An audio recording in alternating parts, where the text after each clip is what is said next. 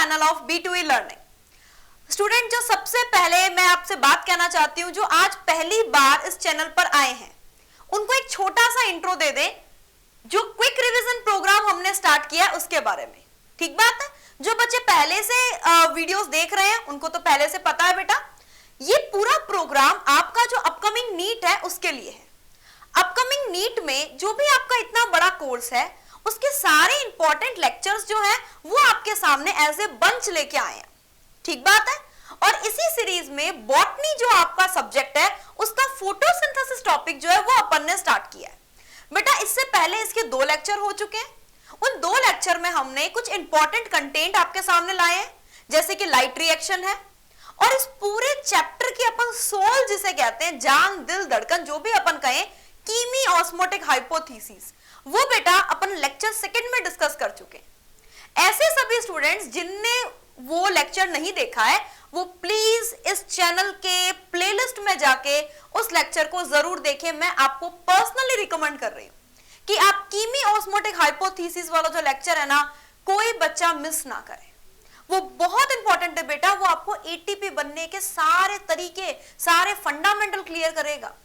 क्योंकि as a student अगर अपन बात करें तो कुछ ऐसे टॉपिक होते हैं जो लगभग सभी बच्चों के डाउट में रहते हैं, या फिर अपन कहें कुछ बच्चों को थोड़े ज्यादा समझ में आए हुए होते हैं, कुछ को थोड़े कम समझ में आए हुए होते हैं, बट हाँ डाउट रहता है। यहाँ पे प्रोटॉन ग्रेडियंट कैसे बना है, कौन कौन से रीजंस हैं, एनसीईआरटी की लैंग्वेज में थोड़ा डाउट रहता है। तो उन सभी सारे डाउट्स को क्लियर करने वाला वो जो लेक्चर है वो आप सभी जरूर देखें। मतलब एक तरीके से आप ये मान लीजिए कि अगर हमें इस चैप्टर को समझना है तो हमें उसको समझना जरूरी होगा। ठीक बात है? चलिए, आज का अपना जो लेक्चर है बेटा वो केल्विन साइकिल पर है। अपन ने लाइट रिएक्शन पढ़ी है, तो लाइट रिएक्शन के बाद नेक्स्ट अपन क्या लेंगे? Dark reaction. ऑब्वियस सी बात है। तो इसी डार्क रिएक्शन में केल्विन साइकिल जो है बेटा उसे अपन स्टार्ट कर रहे हैं। कोई दिक्कत तो नहीं है? कोई इशू नहीं है? स्टार्ट कर सकते हैं अपन। चलिए स्टार्ट कीजिए बेटा। सबसे पहले एक छोटा सा ओवरव्यू। जैसे अभी अपन बात करें कि हम ये पूरी की पूरी रिएक्शन, जो भी लाइट रिएक्शन है, डार्क रिएक्शन है, ये सब कहां पढ़ रहे हैं? ये बेटा अपन पढ़ रहे हैं एक मेसोफिल सेल में। मतलब जिस चीज को अपन पहले से जानते हैं सबसे पहले तो उसे बना लेते हैं। जैसे बेटा अपन जानते हैं मेसोफिल सेल को, जानते हो ना भाई? ऐसा तो नहीं है मैं बोल रही हूं और आप कह रहे हो हाँ ठीक है, सुनी सुनी सी है। बेटा सुनी सुनी होनी चाहिए। ये मेसोफिल सेल है जिसके बारे में अपन काफी टाइम से डिस्कस कर रहे हैं, मेसोफिल सेल। अब इस मेसोफिल सेल में बहुत सारे ऑर्गेनली है, लेकिन मैं तो वो ऑर्गेनली बना रही हूं जिससे हमें काम है।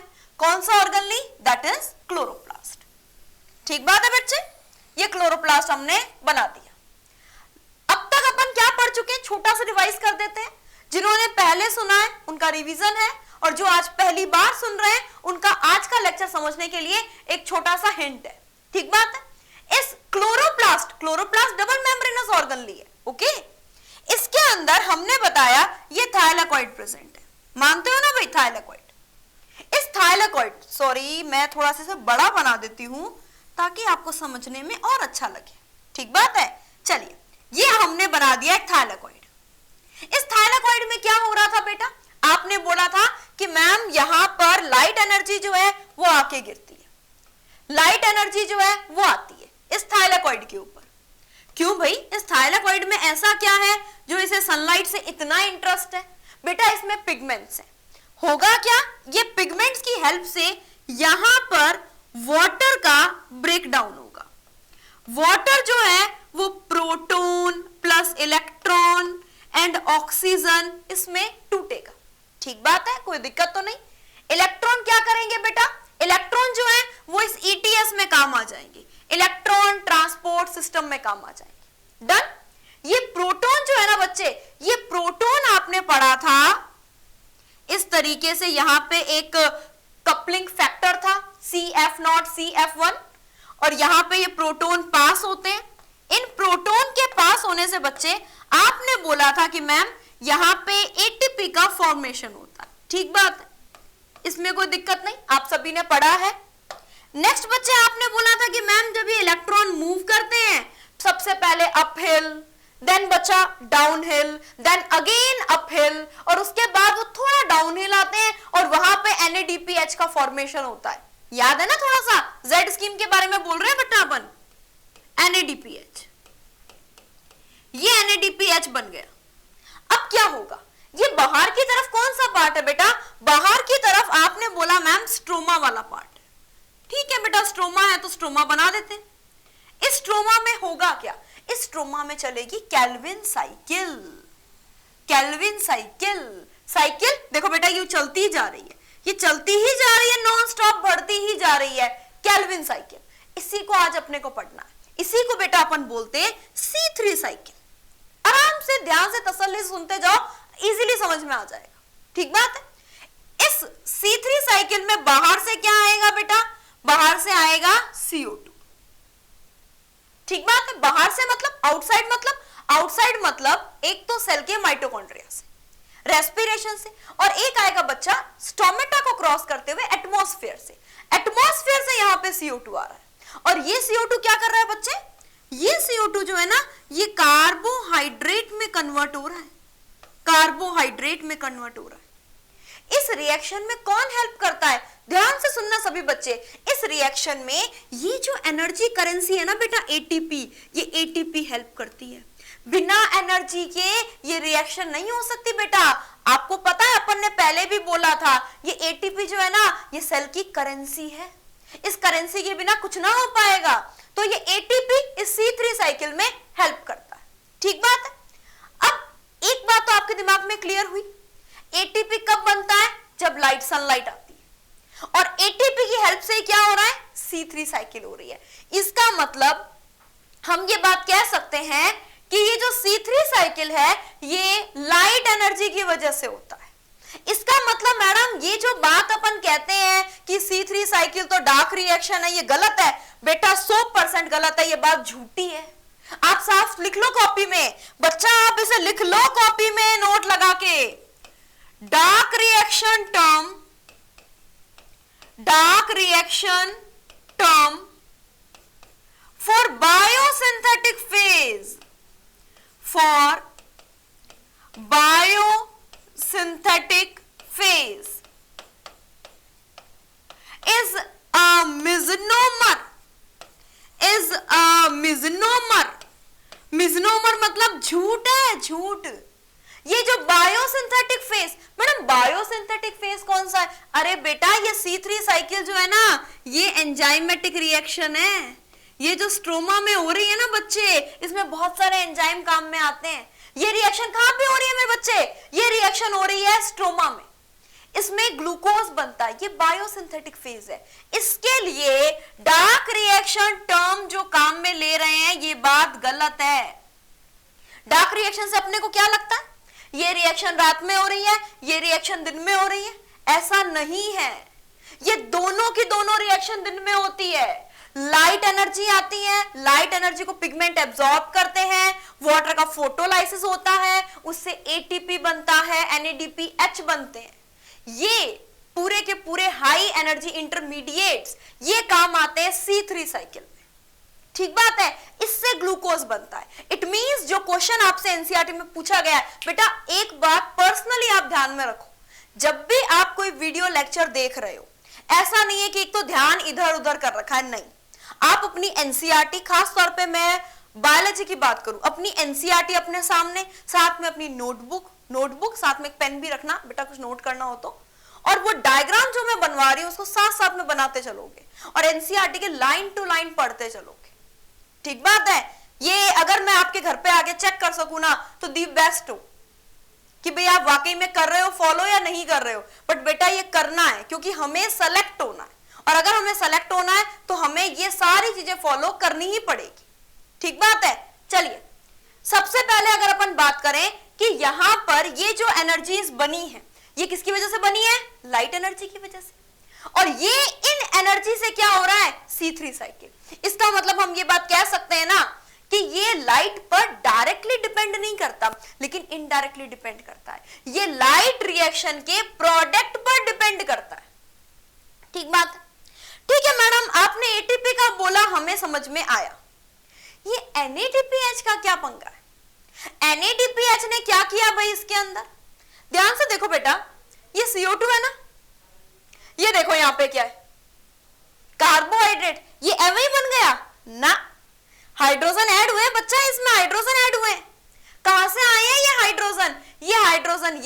डिफ्यूजन है NADPH की, यानी NADPH CO2 का रिडक्शन करवाने में हेल्प करता है। अब समझ में आया बेटा पूरा overview? Light reaction membranes part में, डार्क रिएक्शन स्ट्रोमा पार्ट में, बायोसिंथेटिक फेज है, एंजाइमेटिक रिएक्शन है। अब इस ओवरव्यू को पढ़ो। लाइट के प्रेजेंस में लाइट रिएक्शन कहां हो रही है बच्चा? थायलैकॉइड्स में। बने क्या इससे? लाइट एनर्जी के प्रोडक्ट। किसमें काम आ रहे हैं? केल्विन साइकिल, जो कि स्ट्रोमा में हो रही है। ऑर्गेनिक कंपाउंड यानी कि शुगर का फॉर्मेशन होता है। डन है बेटा, इसमें कोई दिक्कत नहीं? श्योर। अब अगर हमारे बच्चे का ये चीज डन है तो वो तैयार है पूरी तरीके से जंग में उतरने के लिए। जंग क्या बेटा? Calvin cycle.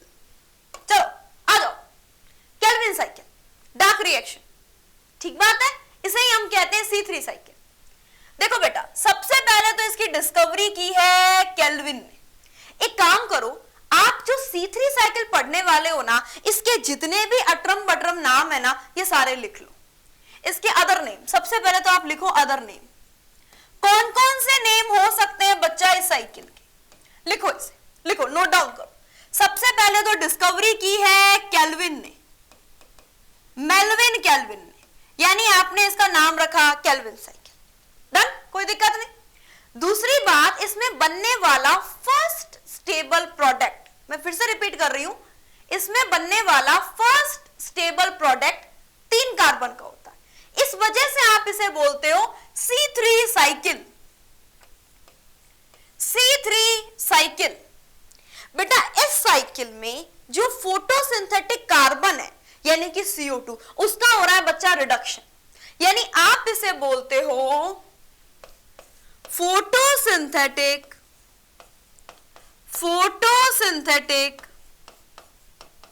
Carbon reduction cycle. अच्छा मैडम, PCR साइकिल? हाँ बच्चा, यही है PCR साइकिल।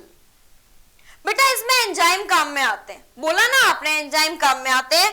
आप इसे बोलो बायोसिंथेटिक फेज, बायोसिंथेटिक फेज। कोई दिक्कत तो नहीं है? डन, श्योर, कोई इशू तो नहीं है बेटा? अब डिस्कवरी किसने की? Melvin kelvin. देखो नाम देखो कितना मस्त राइम में है, जैसे कोई कास्ट केल्विन थी, नाम रख दिया मम्मी पापा ने मेल्विन। मेल्विन केल्विन ने की, जस्ट जोक की बात है। मेल्विन केल्विन ने डिस्कवरी की, किस पर की बच्चा? एक एल्गी पर की, क्लोरेला। एनसीईआरटी में आपको नाम दिया हुआ है क्लोरेला, ये तो आपको याद करना ही है। साथ में एक एल्गी का नाम आप और ध्यान में रखना, स्कैंडेस्मस। ये भी ग्रीन एल्गी है क्लोरेला की तरह। इन दोनों में काम किया था और डिस्कवरी हुई थी, ठीक बात है। यहां पे नोट करने वाली बात क्या है? रेडियो आइसोटॉप C14 काम में लिया गया। मैडम ये रेडियो आइसोटॉप काम में क्यों लिया गया? बच्चा इसे ट्रेस आसानी से कर सकते हैं। जैसे मान लो नॉर्मल CO2 हो, तो नॉर्मल CO2 कौन से प्रोडक्ट में बदली है, उससे कौन सा प्रोडक्ट बना है, नहीं पता चलता। यही अगर कार्बन 14 है, कार्बन 14 ने क्या बनाया, कब एल्डिहाइड बना, कब उससे शुगर बना है, एक एक पॉइंट पता चल जाता है। तो इन्होंने रेडियो आइसोटॉप C14 की हेल्प से इस पूरी साइकिल की, इस पूरे पाथवे की डिस्कवरी की है। दूसरी खास बात, अगर कोई बच्चा हमसे पूछे साइट ऑफ दिस रिएक्शन होती कहां पर है मैडम ये साइकिल, अब ये बात भी आप मुझसे पूछोगे। अभी ये थोड़ी देर पहले क्या बोला था अपन ने? स्ट्रोमा में। Madam stroma? अरे बच्चा क्लोरोप्लास्ट, ये क्लोरोप्लास्ट ही तो है बेटा। ये ग्रीन कलर की लाइन क्या बनाई गई है? क्लोरोप्लास्ट। इस क्लोरोप्लास्ट का जो लिक्विड पार्ट है स्ट्रोमा, उसी में तो हो रही है ये रिएक्शन। लिखो यहां पे, चलिए बच्चा लिखिए, fluid part of chloroplast, fluid part of chloroplast that is stroma. या फिर अगर आपको फ्लूइड पार्ट लिखना अच्छा नहीं लगता, ना लिखो, आप डायरेक्ट लिख दो स्ट्रोमा में हो रही है, हमने रोका थोड़ी ना है, ठीक बात है। इसमें उसके सारे एंजाइम पाए जाते हैं, CO2 इंकॉर्पोरेट होगी, किस तरीके से कौन सा प्रोडक्ट बनेगा, एक एक चीज समझ में आएगी। अब अगर आपकी परमिशन हो तो साइकिल पर आ जाए, स्टार्ट करें। चलो आओ बच्चे, हमने स्टार्ट कर रही है साइकिल। ठीक बात है बेटा। चलिए, सबसे पहले इस पूरी रिएक्शन में CO2 आएगा। ये पूरी रिएक्शन कहां पे हो रही है बेटा? ये C3 साइकिल है, लगातार इस तरीके से साइक्लिक फॉर्म में चलती रहेगी, चलती रहेगी, चलती रहेगी। ठीक बात है। हो कहां पे रही है बच्चा? ये हो रही है स्ट्रोमा में। कौन सा मॉलिक्यूल स्टार्ट करेगा इसे? भाई मैम, ये बात तो आपकी हमें क्लियर है कि यहां पर एटमॉस्फेयर से CO2 आएगा, मान लिया। वाटर भी हेल्प करेगा क्योंकि एंजाइमेटिक रिएक्शन है भाई, वाटर को तो हेल्प करना पड़ेगा। यहां पे कौन सा मॉलिक्यूल है जो इस CO2 को कैच करेगा? ऐसा तो है नहीं CO2 आया और चला गया, नहीं। CO2 को कैच करने के लिए कोई ना कोई मॉलिक्यूल तो होना चाहिए ना भाई। देखो बच्चा, ध्यान से सुनना। यहां पे जो मॉलिक्यूल हेल्प करेगा दैट इज राइबोलोज। राइबोलोज 1,5 bis phosphate. अच्छा मैडम, कुल मिला के 5 कार्बन का मॉलिक्यूल है। राइबोलोज बोल रहे हो ना आप बेटा? बिल्कुल सही पकड़ा है, बिल्कुल सही पकड़ा है। इसको मैं बोल रही हूं RUBP। RUBP बच्चा, ये 5 कार्बन का मॉलिक्यूल है। 5 कार्बन, 5 कार्बन का, ऐसे ना देखो 5 कार्बन का है। ये देखो 3 और इस तरीके से 4 और ये इस तरीके से 5 कार्बन का मॉलिक्यूल। डन है, कोई दिक्कत तो नहीं। इसके फर्स्ट और 5th कार्बन पर फास्फोरस जुड़ा हुआ है। जोड़ दो बच्चे, कोई दिक्कत नहीं, जोड़ो। ये फर्स्ट पर और 5th पर फास्फोरस जुड़ा हुआ है। डन। ये प्राइमरी एक्सेप्टर है, ये CO2 का प्राइमरी एक्सेप्टर है। एक क्वेश्चन नीट के लिए बहुत इंपॉर्टेंट है। CO2 का प्राइमरी एक्सेप्टर कौन है? 5 कार्बन का मॉलिक्यूल। 5 कार्बन का मॉलिक्यूल RUBP कहां प्रेजेंट है? क्लोरोप्लास्ट के स्ट्रोमा में। क्या करेगा? CO2 को एक्सेप्ट करेगा। डायरेक्ट एक्सेप्ट कर लेगा या कोई एंजाइम हेल्प करेगा? अरे बिल्कुल करेगा। कौन सा एंजाइम हेल्प करेगा बच्चा? रुबिस्को। ये रुबिस्को की कहानी तो अपन अलग से ही पढ़ेंगे, ये नॉर्मल लोगों में से नहीं है। ये रुबिस्को की कहानी अपन पढ़ेंगे बच्चा।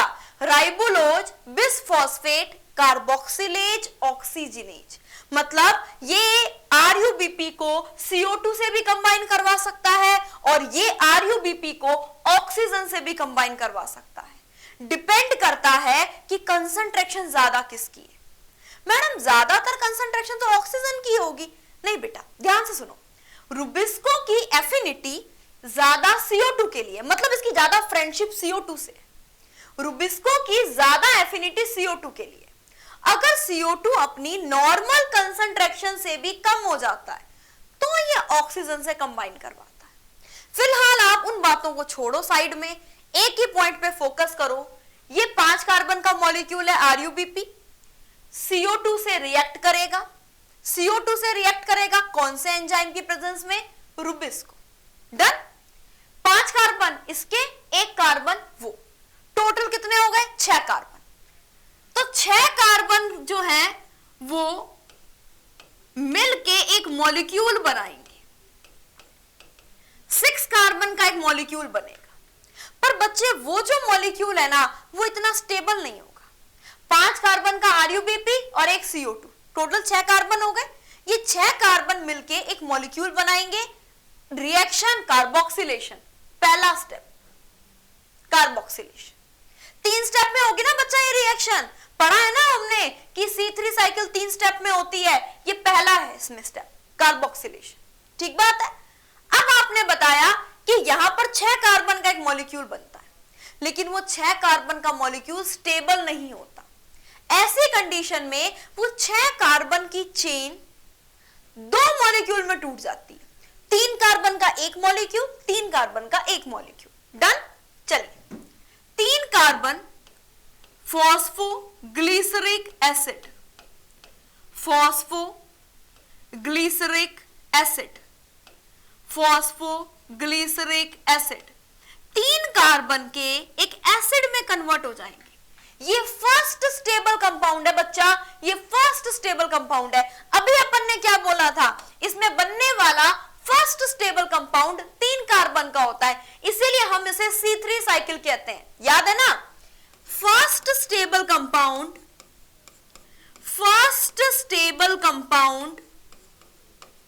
3PGA, first stable compound 3PGA। ये 3 कार्बन का मॉलिक्यूल है, ये से एक कार्बन, फिर ये दूसरा कार्बन और फिर ये तीसरा कार्बन। इसके तीसरे कार्बन के ऊपर फास्फोरस लगा हुआ है, थर्ड कार्बन पर फास्फोरस लगा हुआ है, that is 3PGA, first stable compound. ठीक बात है बच्चा, first stable compound 3PGA। Done है, C3 साइकिल इसी वजह से बोला था आपने। चलो आगे बढ़ते हैं। ये फर्स्ट स्टेप क्लियर है, इसमें कोई दिक्कत नहीं। अब एक बात बताओ, ये 5 और वो 1, 6 कार्बन, 3 कार्बन के कितने मॉलिक्यूल बनेंगे?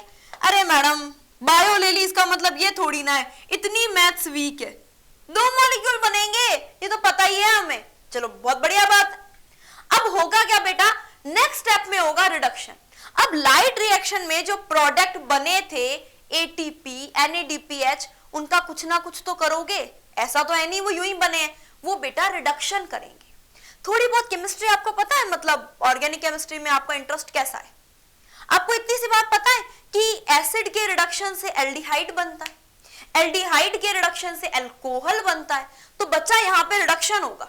देखो सेकेंड स्टेप बच्चा यहां पे होगा रिडक्शन। ठीक बात है, रिडक्शन में कौन हेल्प करेगा? तो बच्चे ने बताया मैम अभी तो आप बोल रहे थे रिडक्शन में हेल्प करेगा ATP, तो करवाओ हेल्प। अरे अभी करवा देते हैं बच्चा, आपने बोला और हेल्प। 2 ATP प्लस 2 NADPH, ये हेल्प करेंगे, ये इसको एसिड को रिड्यूस करेंगे एल्डिहाइड में। ठीक बात है, एल्डिहाइड में रिड्यूस करेंगे और ये अपना ATP जो है ये कन्वर्ट हो जाएगा ADP में, और NADPH जो है बच्चा वो कन्वर्ट हो जाएगा NADP प्लस में। ठीक बात है, और यहां पे ये एसिड कन्वर्ट हो जाएगा एल्डिहाइड में। एल्डिहाइड कौन सा? 3-फॉस्फोग्लिसरिक एल्डिहाइड, AN लिखा है बेटा, यहां पे डायरेक्ट A लिखा था, ये 3PGA था एसिड, अब यहां पे AN लगाया, मींस ये एल्डिहाइड है। इसके 2 मॉलिक्यूल थे, तो बच्चा इसके भी कितने मॉलिक्यूल्स होंगे? 2 मॉलिक्यूल। कोई दिक्कत तो नहीं, 3 कार्बन की शुगर है, आपने इसे बोल दिया मैम क्या हम इसे कह सकते हैं ट्रायोस फॉस्फेट, ये तो पता है ना सबको, ओस अपन लगाते हैं बच्चा शुगर के पीछे, 3 कार्बन का, that means triose phosphate, done. कोई इशू तो नहीं, कोई दिक्कत नहीं, आसानी से हो रहा है, बहुत सिंपल प्रोसेस है बेटा। ये ट्रायोस फॉस्फेट जो है ना, इससे एक कार्बन निकल के बना देगा ग्लूकोज, एक कार्बन। टोटल कार्बन कितने हो गए? ध्यान से नोटिस करना, ये 3 कार्बन का था, तो बच्चा ये भी 3 कार्बन का ही रहेगा। 2 मॉलिक्यूल हैं, 3 कार्बन का 1 मॉलिक्यूल है, यहां पे टोटल 2 मॉलिक्यूल है, दैट मींस 3 × 2, 6 कार्बन हो गए। इन 6 कार्बन में से एक कार्बन निकल के क्या बना देगा? ग्लूकोज, और ये ग्लूकोज आगे कन्वर्ट होगा बच्चा सुक्रोज में, वो तो सो ऑन ऑनगोइंग प्रोसेस चलती रहेगी सुक्रोज में, और सुक्रोज अल्टीमेटली कन्वर्ट हो जाएगा स्टार्च में। बेटा आपको पता है ये जो 3-फॉस्फोग्लिसरिक एल्डिहाइड है, ये बहुत ही मतलब गोल्डन मॉलिक्यूल है, इससे आप अलग अलग बहुत सारे प्रोडक्ट्स बना सकते हैं, बहुत सारे प्रोडक्ट बना सकते हैं आप इससे। अभी हमने यहाँ पे ग्लूकोज, सुक्रोज और स्टार्च बनाया, वो ऑनगोइंग प्रोसेस है।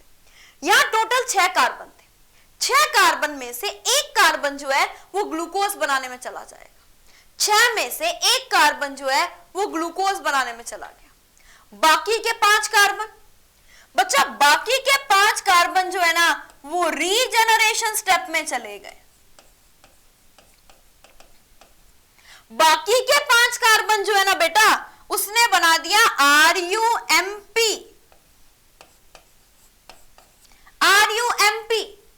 और RUMP जो है वो कन्वर्ट होगा RUBP में फिर से, ताकि ये रीजनरेशन स्टेप भी बहुत जरूरी है, पर ये रीजनरेशन स्टेप फ्री में नहीं होता बेटा, इसमें भी एटीपी खर्च होती है। ये आरयूएमपी जो है ना बच्चा, ये आरयूएमपी एक एटीपी का खर्चा करता है। ये 5 कार्बन का जो आरयूएमपी है ये एटीपी यूटिलाइज करता है और कन्वर्ट हो जाता है एडीपी में, और अल्टीमेटली आरयूएमपी कन्वर्ट हो जाता है आरयूबीपी में। तो ये 3 स्टेप हुए। Second step reduction, third step regeneration. First step में कोई एनर्जी का खर्चा नहीं है। सेकेंड स्टेप में 2 एटीपी और 2 एनएडीपीएच खर्च हुए हैं। थर्ड स्टेप में 1 एटीपी खर्च हुई है। मैडम आपकी सारी बात समझ में आ गई, एक बात अभी भी कंफ्यूजन में है। क्या? ग्लूकोज में होते हैं 6 कार्बन। हाँ होते हैं, ये 6 कार्बन मॉलिक्यूल है। मैडम यहां पे थे 6 कार्बन थे, आपने 1 कार्बन ही भेजा है ग्लूकोज में, बाकी के 5 कार्बन तो आरयूएमपी में भेज दिए। बात बराबर है ना बेटा? 3PgAl 3 कार्बन का एक मॉलिक्यूल, इसके बेटा 2 मॉलिक्यूल लिखे हुए, यानी टोटल 6 कार्बन। इस 6 कार्बन में से 1 कार्बन मैंने चुरा के ग्लूकोज को दे दिया और 5 वापस भेज दिए। तो ये कैसे बना 6 कार्बन का ग्लूकोज? अरे बेटा आपको ये किसने कहा कि ये साइकिल एक बार हो रही है? अगर एक ग्लूकोज मॉलिक्यूल का फॉर्मेशन करना है तो हमें केल्विन साइकिल के 6 टर्न्स लगाने होंगे। 6 टर्न्स लगाने होंगे बच्चा। ऐसा नहीं है कि आप आरयूबीपी के 5 कार्बन इसमें डाल दो, नहीं। आरयूबीपी तो स्ट्रोमा का मॉलिक्यूल है, प्राइमरी एक्सेप्टर है। अगर हमें ग्लूकोज मॉलिक्यूल बनाना है तो हमें केल्विन साइकिल के 6 टर्न्स लगाने होंगे। मतलब यहां पे एक CO2 नहीं, यहां पे टोटल 6 CO2 एंटर करेंगे लगातार, 1 फिर सेकेंड, ऐसे थर्ड, 4, 5 इस तरीके से। ठीक बात है? और ये हर एक CO2 का मॉलिक्यूल ये तीनों स्टेप फॉलो करेंगे, कार्बोक्सिलेशन, रिडक्शन, रीजनरेशन। अच्छा मैडम ये बात अब हमारी थोड़ी थोड़ी समझ में आ रही है। आपके कहने का मतलब है कि एक CO2 मॉलिक्यूल जो है वो ग्लूकोज में जब जाता है तो 3 एटीपी यूटिलाइज करता है, प्लस साथ में 2 NADPH यूटिलाइज करता है। यही तो कहना चाह रहे हैं हम कि जब एक CO2 मॉलिक्यूल जाता है तो 2 मॉलिक्यूल बनते हैं 3PGA के, 2 ATP यहां यूटिलाइज होता है, 2 NADPH यूटिलाइज होते हैं। यहां पे टोटल जो है, यहां पे टोटल 2 मॉलिक्यूल 3PGA के बनते हैं। 1 ATP रीजनरेशन में खर्च होता है और अल्टीमेटली आरयूबीपी बन जाता है। इस पूरी साइकिल में 1 कार्बन जो CO2 है ना वो ग्लूकोज में पहुंचा है। अगर हमें ऐसे 6 कार्बन पहुंचाने होंगे तो हम इस पूरी साइकिल को 6 से मल्टीप्लाई कर देते हैं। मतलब हम ये मान लेते हैं साइकिल 6 बार चली है। बिल्कुल बिल्कुल सही कह रहे हो आप। आपको 6 CO2 को फिक्स करवाना होगा तो ये हर मॉलिक्यूल 6 गुना हो जाएगा। मतलब यहां पे 1 आरयूबीपी की जगह 6 आरयूबीपी आएंगे। ठीक बात है बच्चा? यहां पे 2 मॉलिक्यूल की जगह 12 मॉलिक्यूल बनेगी। भाई 1 CO2 फिक्स हो रहा है तो 2 मॉलिक्यूल बन रहे हैं, 6 CO2 फिक्स होंगे तो यहां 12 मॉलिक्यूल बनेंगे। यहां पे 12 एटीपी खर्च होगी, यहां पे 12 NADPH2 खर्च होंगे, यहां पे 12 मॉलिक्यूल बनेंगे 3PGA के, यहां पे 6 मॉलिक्यूल एटीपी के खर्च होंगे, यहां पे बच्चा 6 मॉलिक्यूल एटीपी के खर्च होंगे और अल्टीमेटली फिर से ये आरयूबीपी बन जाएगा। मतलब जब हम 6 CO2 को फिक्स करते हैं मैडम तो टोटल एटीपी का खर्चा 18 एटीपी का आता है। टोटल एटीपी का जो खर्चा है वो 18 एटीपी का आता है।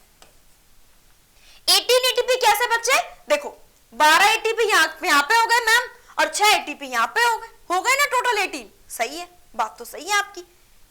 एक मॉलिक्यूल के लिए 2 एटीपी यहां पे थे तो यहां पे 6 मॉलिक्यूल होंगे तो यहां पे 12 एटीपी और यहां पे कितने 6 ATP, total 12 plus 6 18 ATP plus 12 NADPH।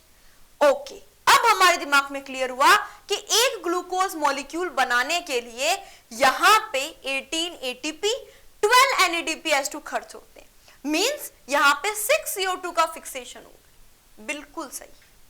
बिल्कुल सही बताया आपने। अब बच्चा एक छोटा सा क्वेश्चन मैं पूछ लूं आपसे, अगर आपको कोई दिक्कत ना हो तो।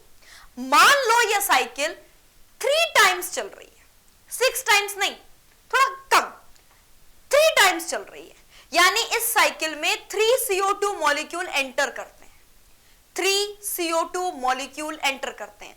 फटाफट जो बच्चे अगर रिकॉर्डेड लेक्चर देख रहे हैं तो आगे का आंसर ना देखे, पहले खुद दिमाग में सोचे कि अगर यहां पे एक CO2 के लिए इतने ATP यूटिलाइज हुए थे, तो अगर 3 CO2 मॉलिक्यूल अगर एंटर करेंगे तो कौन कौन से मॉलिक्यूल कितने कितने बनेंगे, और ATP का और NADPH का यूटिलाइजेशन जो है वो कितना होगा।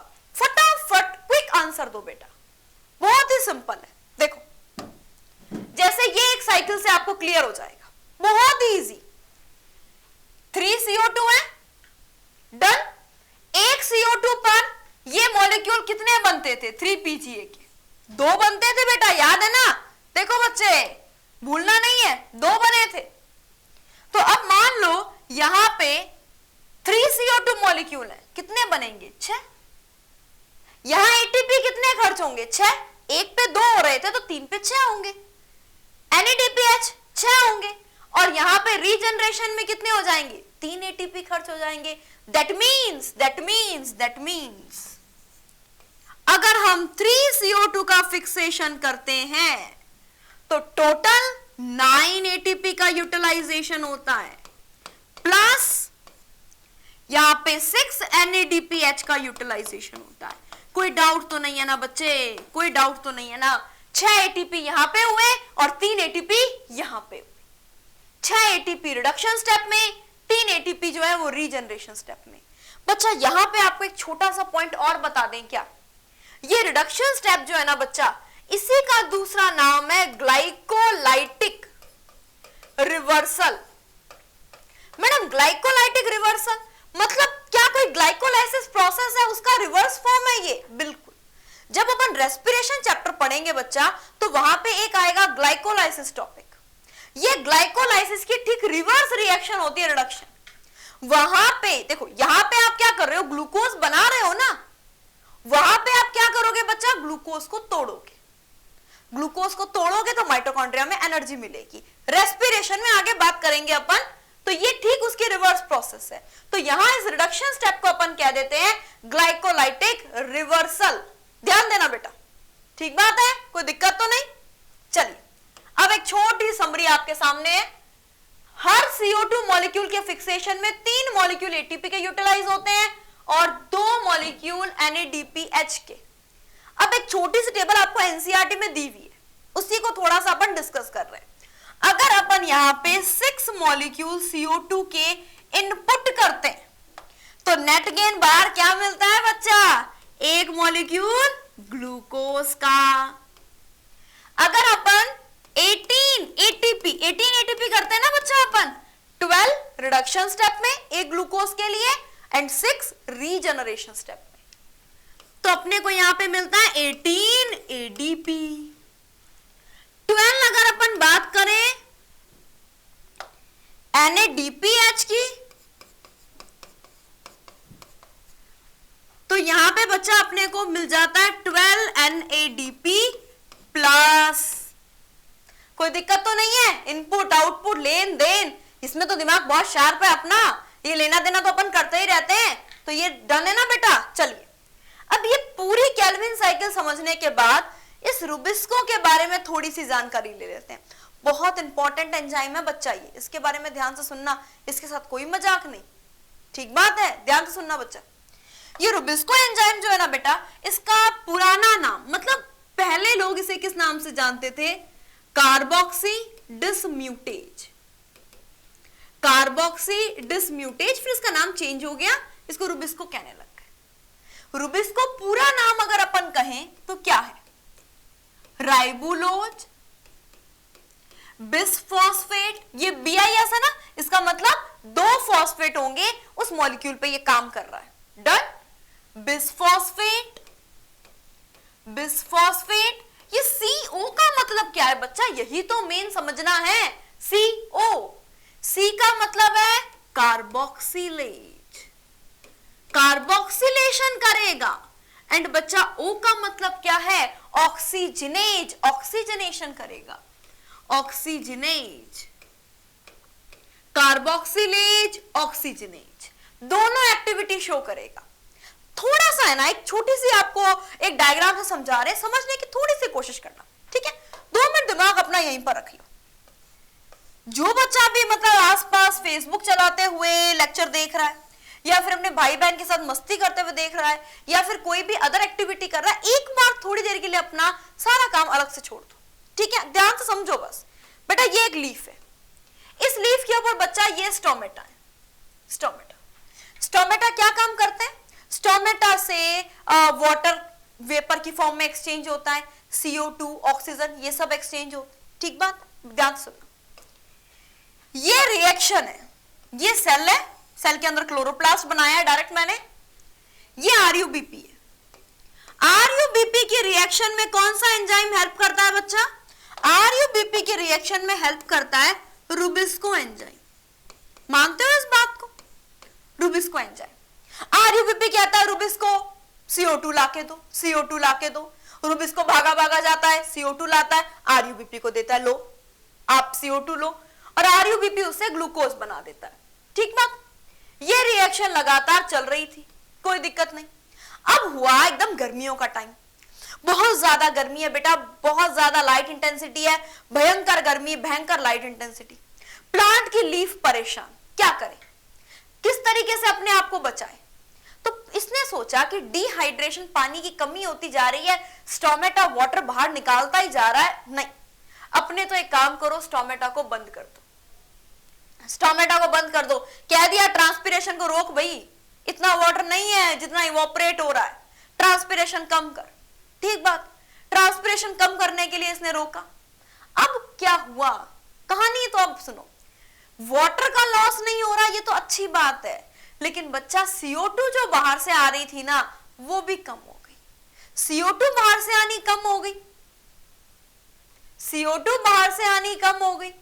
बच्चा यहाँ पे ऑक्सीजन का लेवल बढ़ता गया, क्यों, क्योंकि फोटोलाइसिस ऑफ वाटर तो चल ही रहा है, उससे ऑक्सीजन तो प्रोड्यूस हो ही रही है। एक बात और छोटी सी ध्यान में रखना बेटा, ये रुबिस्को जो है ना, ये ड्वेल नेचर वाला है, पहले भी डिस्कस कर चुके हैं। कार्बोक्सिलेज, ऑक्सीजनेज, दोनों एक्टिविटी करने वाला ये ड्वेल नेचर वाला एंजाइम है।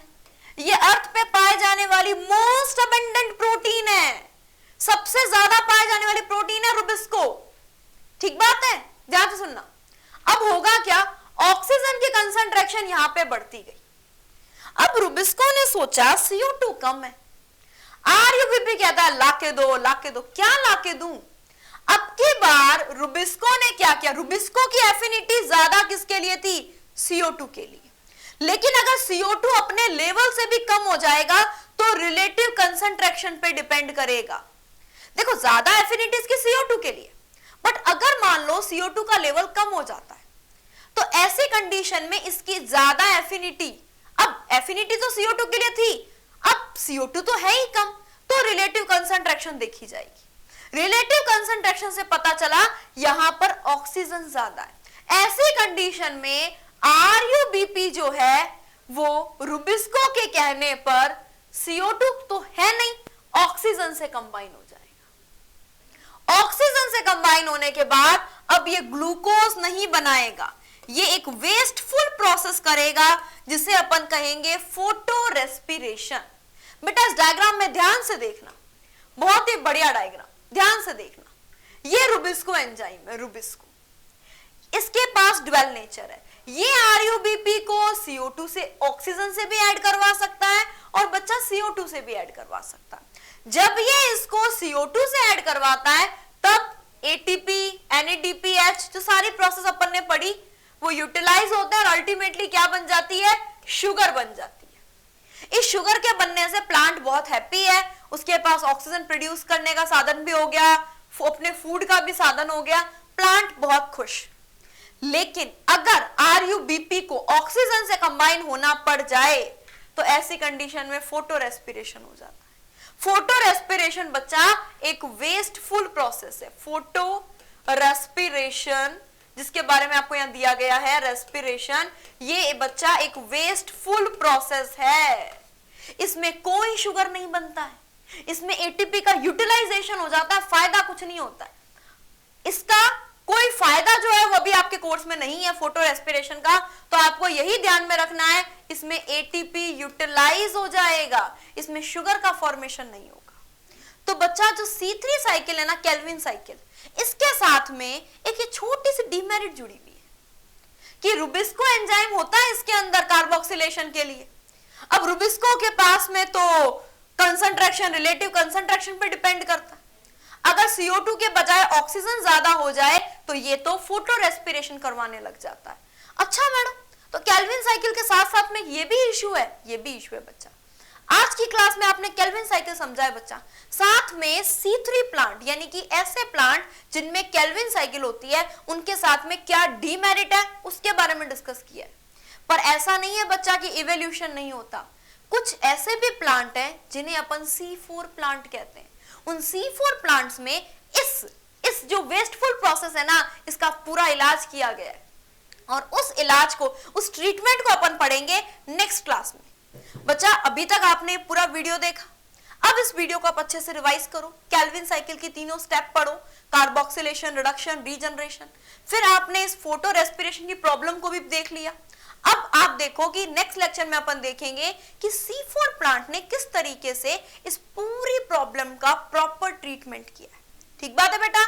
तो ये लेक्चर आपको जैसा भी लगा, इस लेक्चर में आपको अगर कोई और बात ऐड करवानी है, सपोज आपको लगे कि नहीं मैम फोटोसिंथेसिस में ये टॉपिक भी और समझा दो, या फिर हमें इसके अंदर ये पर्टिकुलर रिएक्शन है इसमें डाउट है, तो वो आप कमेंट बॉक्स जो है उसमें लिख के बता सकते हैं। एंड अब आप इस लेक्चर को अच्छे से रिवाइज कीजिए। Thank you for watching.